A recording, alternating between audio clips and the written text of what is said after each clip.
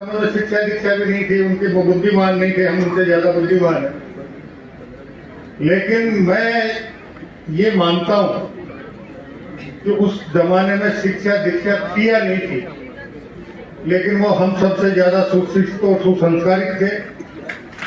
जो समाज को एक रखना, परिवार को एक रखना, एकता और अखंडता बनाए रखना जानते थे। अपने परिवार के सदस्यों को सद्मार्ग पर चलने के लिए प्रेरित करना जानते थे। अब आज के जमाने में मुझे कहनी तो नहीं चाहिए ये बात, लेकिन मैं कह देता हूं, एक बड़ी बीमारी आपके इन सभी समाजों में हो गई। समाज में कोई व्यक्ति आगे निकलता है तो बाकी उसके पड़ोसी हो या उसके परिजन हो, भाई बंद हो,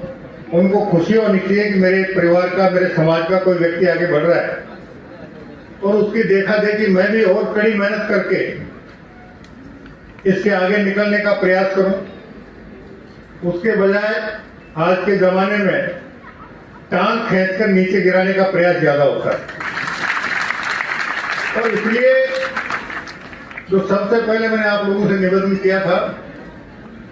ये सत शिक्षा और सत संस्कारों की कमी के कारण ऐसा होता है। अगर हम सत शिक्षित और सत संस्कारित होंगे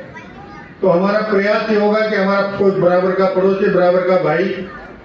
या समाज का कोई व्यक्ति है, उन्नति और प्रगति कर रहा है, तो उससे प्रेरणा लेकर हम भी और कड़ी मेहनत करते हुए उससे आगे निकलने का प्रयास करें, बजाय उसे गिराने के। और ये भाव जब किसी भी परिवार में, किसी भी समाज में, किसी भी गांव में, किसी भी राष्ट्र में उत्पन्न होगा,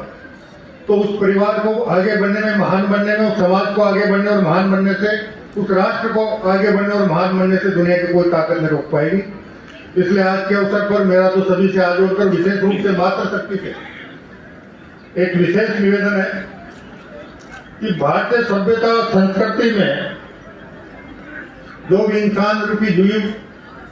चाहे लड़के के रूप में जन्म ले या लड़की के रूप में जन्म ले, उसकी पहली शिक्षिका उसकी माता होती है। और हमारे